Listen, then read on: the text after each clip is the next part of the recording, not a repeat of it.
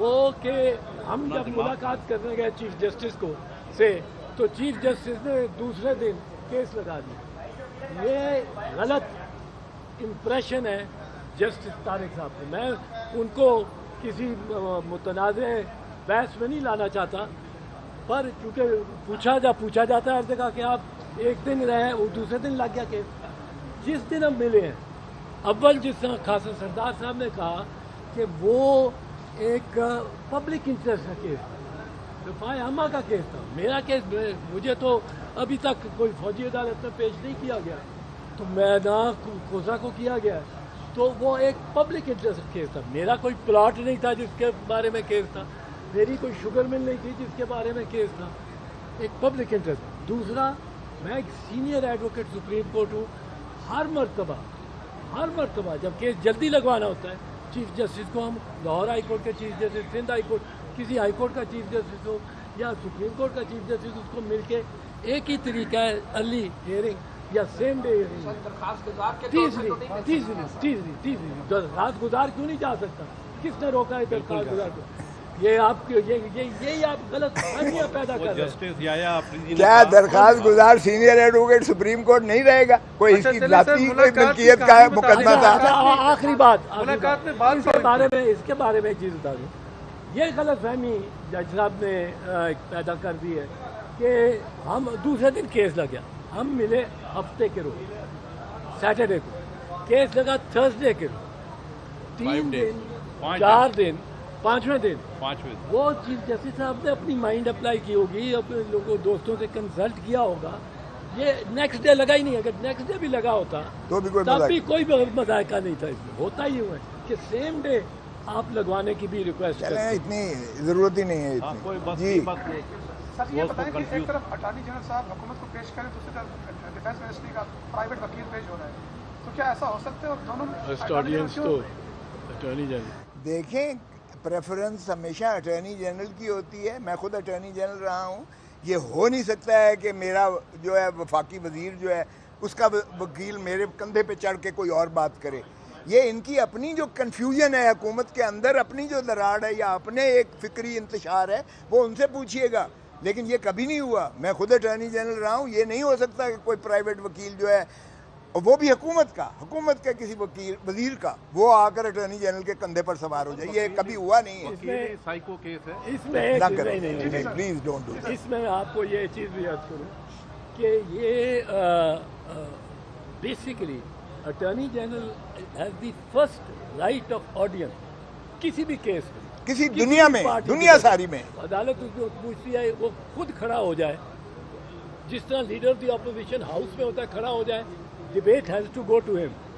اس طرح attorney general بیٹھا ہوا کسی سول کورٹ میں, کسی ہائی کورٹ میں, کسی جج میں, اگر وہ کھڑا ہو جائے کہ میں نے بات کرنی ہے proceeding, he has the right of first audience.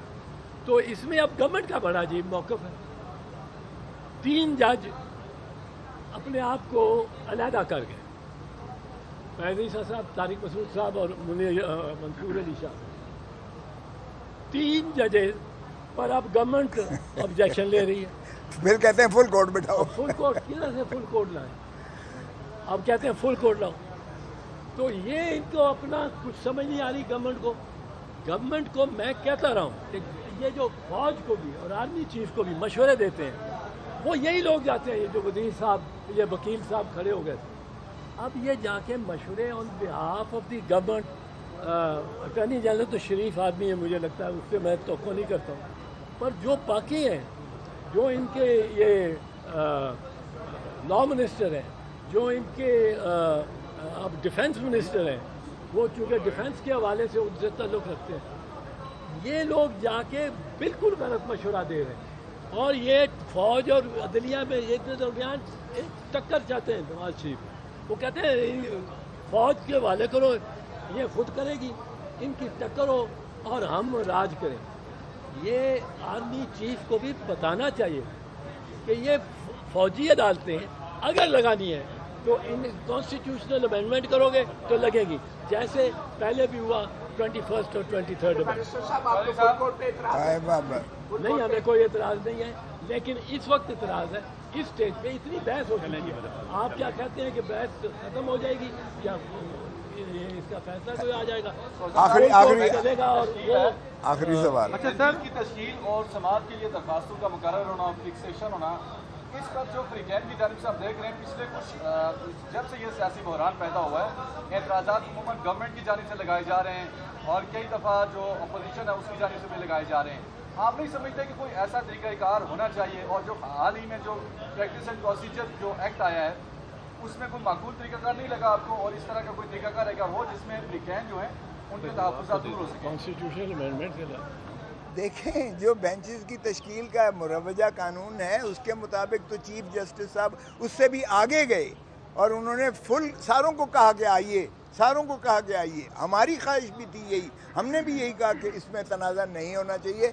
सब जजेस को ये फैसला करने दें कि क्या सिविलियंस को मिलिट्री कोर्ट स्ट्राइक कर सकते हैं कि नहीं है। ये बुनियादी हकूक़ का मसला है आइन में, और आइन के तहफ़्फ़ुज़ का आपने हल्फ उठा रखा है। पाकिस्तान के अवाम को बड़ी वजाहत के साथ सभी जज इस चीज़ का फ़ैसला कर दें, हमारे सर आंखों पर जो भी फैसला होगा, और अवाम भी उस पर अब इसको मुतनाज़ा किया गया है, हुकूमत की तरफ से किया गया है। सीनियर वकील भी हैं और सियासतदान भी हैं। आपने भी बात की कि इनका फार्मूला है कि मामला को फौज के हवाले करो और खुद राज करो। ये फार्मूला इन्हीं का है या इससे पहले भी मुख्तलिफ सियासी जमातों का मुख्तलिफ अखबार में रहा है? जरा ये ब्रीफ कर दीजिए। मुख्तलिफ अखबार में रहा होगा, पीपल्स पार्टी का कभी नहीं रहा।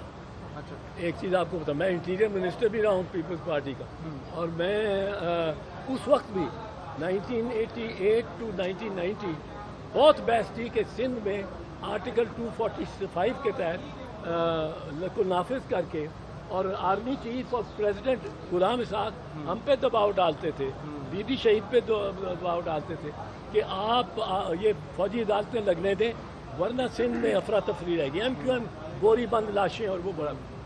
अब हमने बीडी का ये फैसला था कि मेरी गवर्नमेंट डिसमिस कर दें, मैंने मिलिट्री कोर्ट्स नहीं लगने दें। अब मिलिट्री कोर्ट्स का न लगाया जाना, ये एक वो चार्ज शीट जिसमें बीबी को डिसमिस किया गया, उसमें एक चार्ज था कि आपने आर्टिकल 245 को इन्वोक नहीं किया।